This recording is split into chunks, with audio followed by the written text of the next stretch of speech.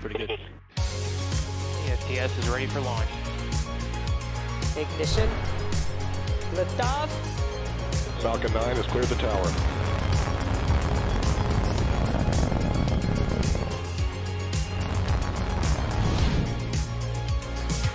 Ten, 9, 8, Side booster ignition. 6, 5, 4, 3, 2, 1.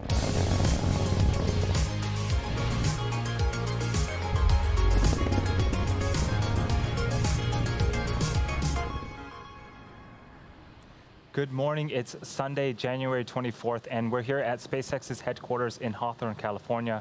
You're looking at a live view of Falcon 9 as it awaits its 10 a.m. Eastern Time launch from Cape Canaveral Space Force Station in Florida. My name is Andy Tran, and I'm a production supervisor here at SpaceX. Welcome to the webcast for SpaceX's Transporter-1 mission. It's our first dedicated small-sat rideshare program launch and third launch of 2021.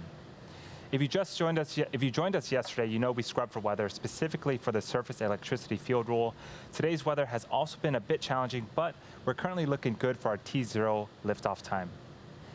On board this mission are 133 commercial and government spacecraft, in addition to 10 Starlink satellites, the most spacecraft ever deployed on a single mission.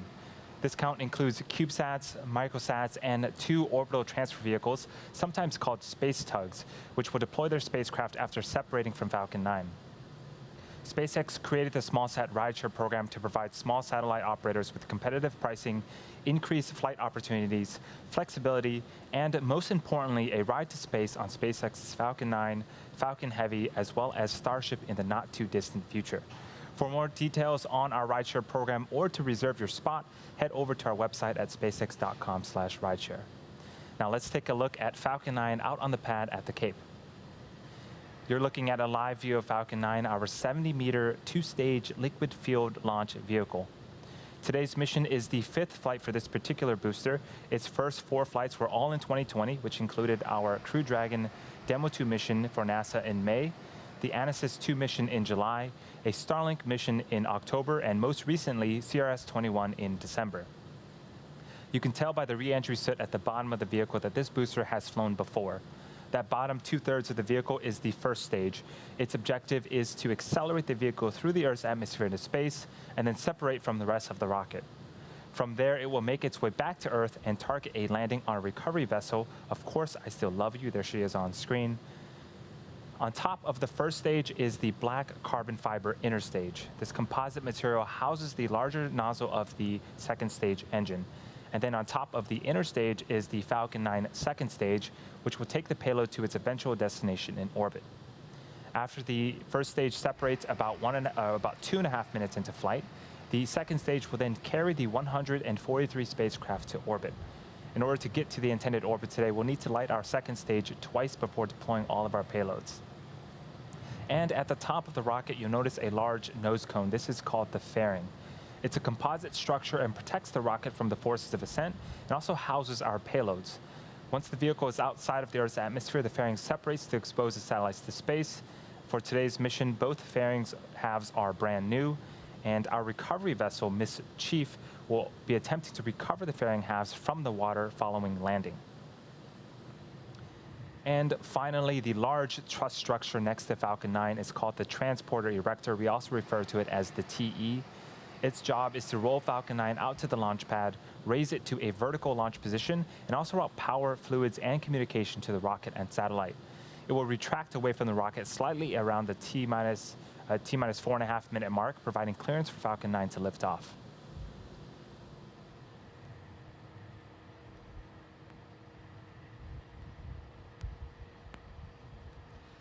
The chief engineer held a technical poll at the T-minus 1 hour mark, and the launch director held a propellant load and launch go-no-go poll at the T-minus 38 minute mark.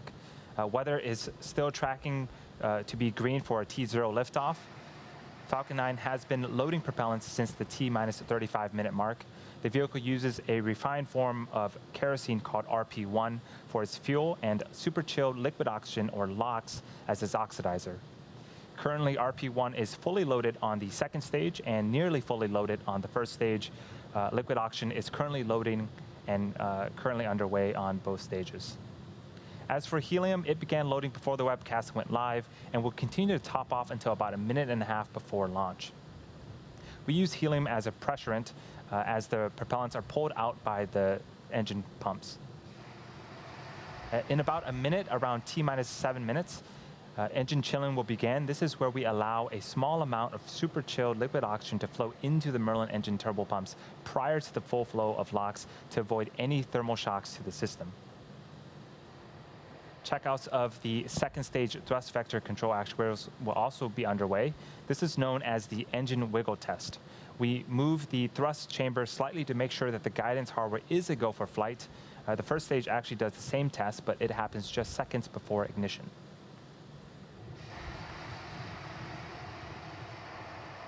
So far, the vehicle is healthy. We are currently working no issues. The range is standing by and currently green for launch. And again, weather is a tracking item, but right now we are green for a T0 liftoff time.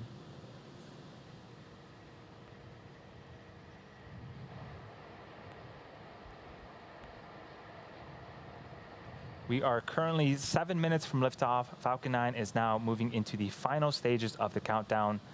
In about 2 minutes, the transport erector will start to retract away and enter its pre-launch position about 2 degrees from the rocket. At liftoff, hydraulics will move it to a position about 45 degrees away from the rocket. Again, around the T-minus 4.5 minute mark, you'll hear some hiss and pop, and that's pressure venting from the rocket and the plumbing of the transporter erector.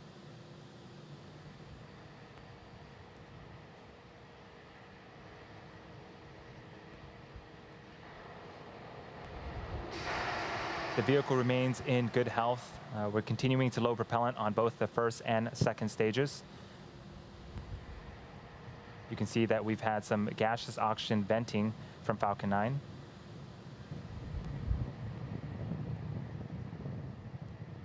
About a minute before liftoff, you'll hear the announcement that Falcon 9 is in startup, which means that the rocket's own internal flight computers are now autonomously controlling the launch countdown.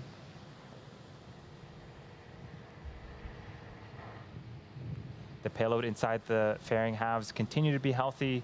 The Falcon 9 team is tracking no issues on the rocket. Weather, again, is a tracking item for us, but currently we're green. And as a reminder, if we don't launch today, we'll make another attempt sometime in the future, and we'll let you know as soon as we know that date.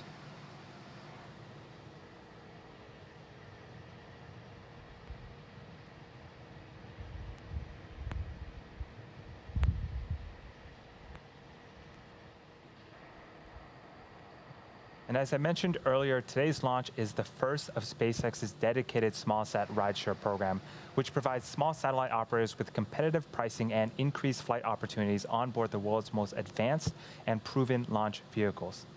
As part of the program, we also offer traditional rideshare opportunities on existing low Earth orbit missions and on SpaceX's Starlink missions, which launch about once a month. Traditionally, it's pretty hard to find affordable space on a rocket for a small satellite. Our rideshare program groups small sats together, making it easier to purchase a less expensive ticket to orbit on a predictable schedule. And unlike traditional rideshare opportunities, our rideshare missions are not dependent on a primary payload. Our missions are pre-scheduled and will not be held up by delays with co-passengers. So that means that if you're ready to fly during the scheduled launch period, you will fly. Since we announced the program, we have launched 4 rideshare missions, including 2 Starlink missions with Planet on board, 1 Starlink mission with spaceflight riding along, as well as the SAOCOM 1B mission. And in fact, one of these customers flew less than 6 months after their contract with SpaceX, which is a pretty remarkable turnaround time. We're really excited for today's mission, not only because it's the first dedicated rideshare, but because it will also be the most spacecraft ever deployed on a single mission. As I mentioned earlier, in addition to the more than 130 small satellites on board for our commercial and government customers, we have 10 Starlink satellites of our own riding along. And as many of you may know, Starlink is a constellation of satellites that can provide high-speed, low-latency internet all over the globe, particularly in remote or rural areas where connectivity is limited or completely unavailable.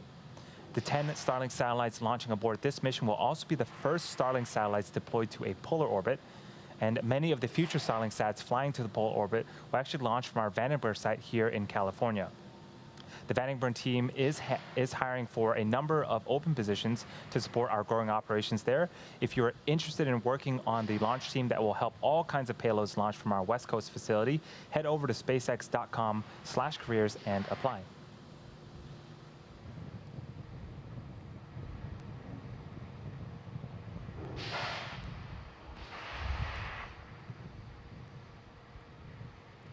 We are about 3 minutes from liftoff. Falcon 9 is moving into the final stages of the countdown. The payload and vehicle remain healthy, and we're still currently tracking weather to be green for a T0 liftoff at 10 a.m. Eastern.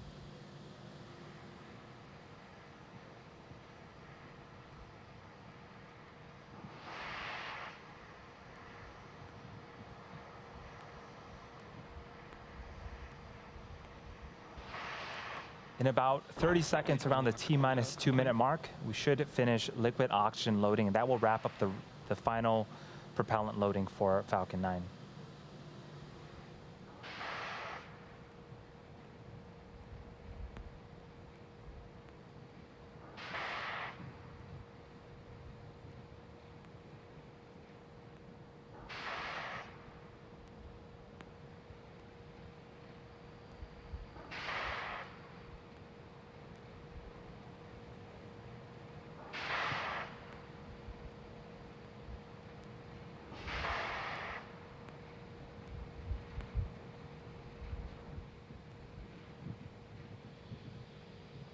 For those just joining us, this is the Transporter-1 mission for SpaceX, the third launch of 2021 and the first dedicated small-sat rideshare mission for SpaceX.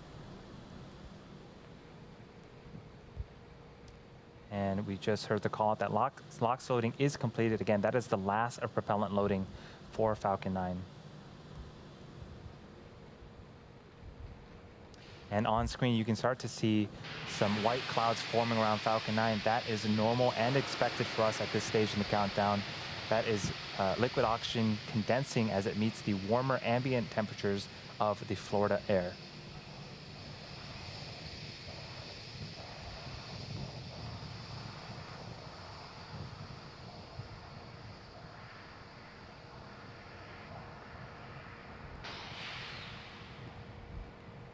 Falcon 9's in startup. And the vehicle is in startup. Both stages are beginning to pressurize for launch. In a few seconds here, we should be hearing the launch director give the final go for liftoff. LD on countdown 1, go for launch. And there you heard it. That is the final go for launch at T-minus 35 seconds. All systems are go for the Transporter-1 mission. Let's listen and watch in as we lift off from Cape Canaveral Space Force Station in Florida.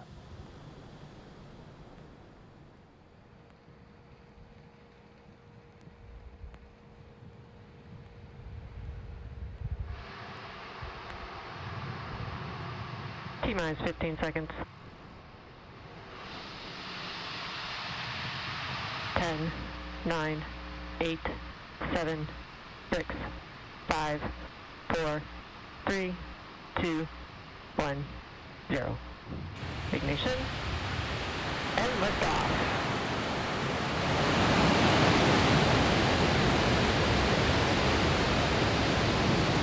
Impulse pitching downrange. Stage 1 chamber pressure is nominal.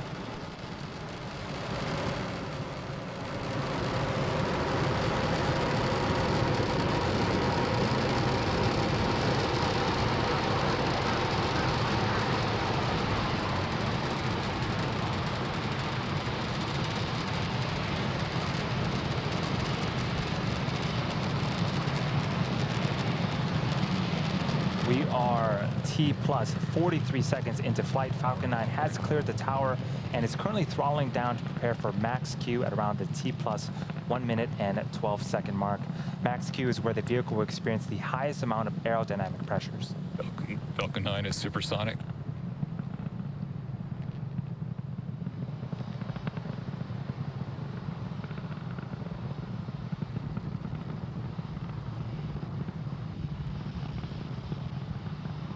Max Q. And we've just passed max Q. That is a really cool tracking shot of Falcon 9. All is looking good with the stage 1 trajectory. In about a minute, we have 3 events coming up in quick succession. First up is main engine cutoff. That's where the 9 engines on the first stage will shut off, followed by stage separation, where the first and second stages will separate from one another. Shortly after that, we'll have second engine start 1. The Merlin vacuum engine on the second stage will ignite its engine and continue its journey into orbit. MVAC engine chill has begun.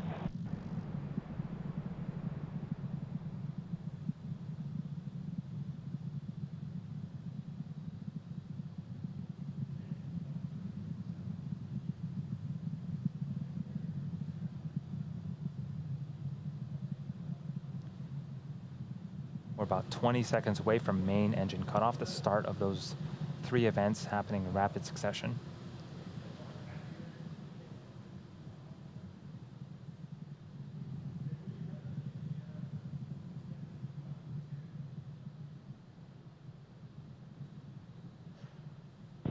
Main engine cutoff.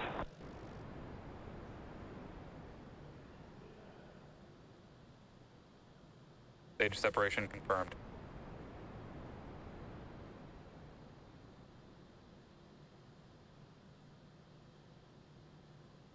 Coming up in a few seconds, we should have the fairing deploy. MVAC ignition. Bearing separation confirmed. And there you can see the 2 fairing halves have separated and fallen away from the vehicle, exposing the 143 spacecraft to the vacuum of space. And as a reminder, our recovery vessel, Miss Chief, will be attempting to recover the fairing halves today from the water.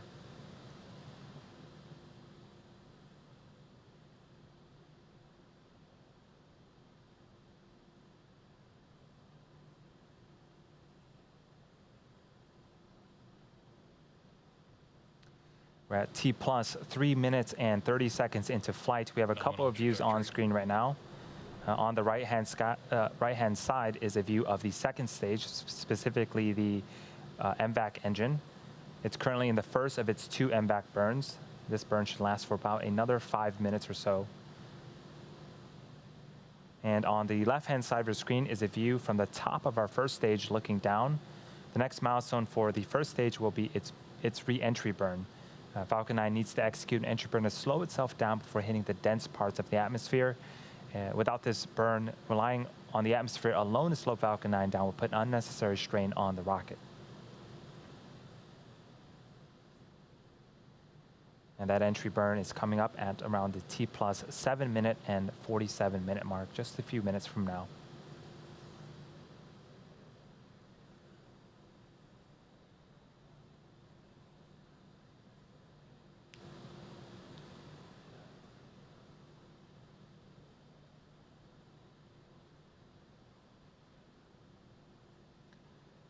For those just joining us, this is the Transporter 1 mission for SpaceX, the first dedicated small-sat rideshare program mission, and it's also the 3rd mission of 2021.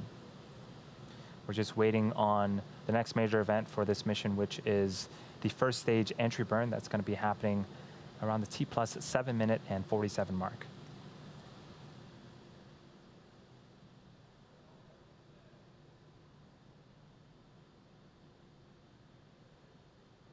You can see some periodic bursts of gas from the first stage. That is nitrogen from our attitude control systems. They help to orient the first stage as it continues to make its descent back towards Earth.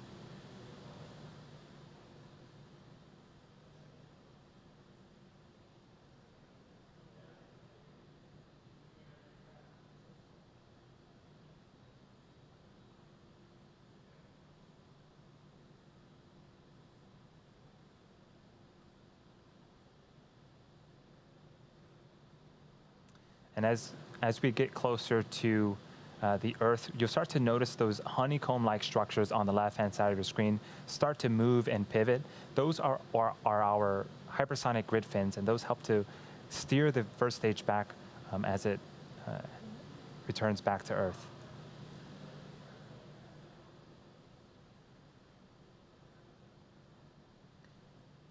As for the second stage, MVAC performance looks nominal.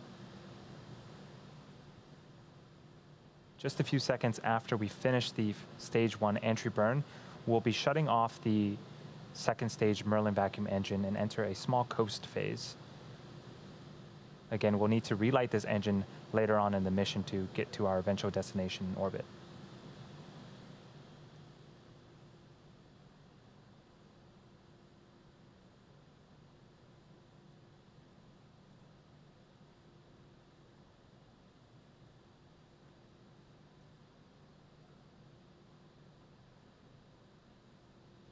Stage 1 FTS is safed. We are about 45 seconds away from that stage 1 entry burn. For the entry burn, it is a 3-engine burn, so 3 of the 9 Merlin engines on the first stage will relight and start to slow the stage down before it hits the denser parts of the Earth's atmosphere.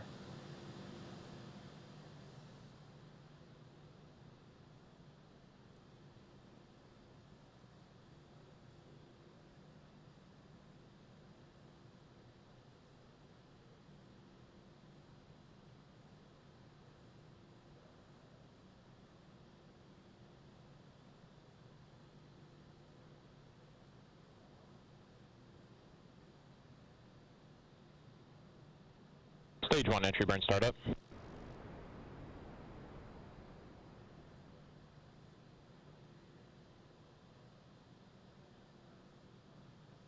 And there's the entry burn. 3 of the 9 Merlin engines have relit. This burn is expected to last for about 30 seconds.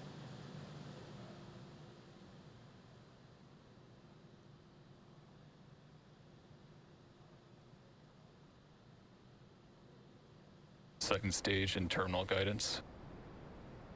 Stage 1 entry burn shutdown.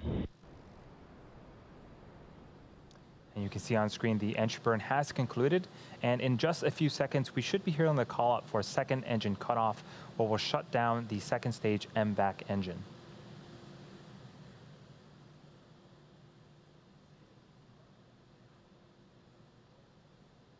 FTS is safed. There's the second stage. Also signal stage 1, Cape expected.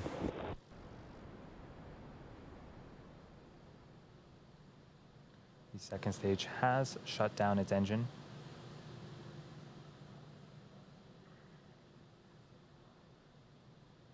Now, as I mentioned earlier, we are going to be attempting to recover the booster for a 5th time. Nominal parking orbit insertion. On our drone ship, Of Course I Still Love You. The first stage has one more burn left, the landing burn, and it begins just before we touch down and provides the booster with a soft descent before we land. That should be starting up anytime now. And we did get confirmation of the second stage that it did reach a good parking orbit.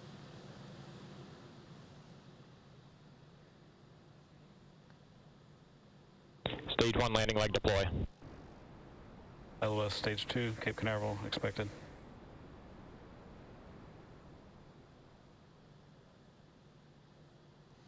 And Falcon 9 returns safely once again. That is the 5th time for this particular booster and the 73rd recovery of an orbital class rocket. Great way to start off the mission and a great way to start off the Sunday. We're now going to coast for the next 45 minutes or so while we wait for SES-2, or second engine start number 2. We're going to leave you with an animation that shows you where we're at in the coast phase, and we'll see you back here at the T+54 minute mark.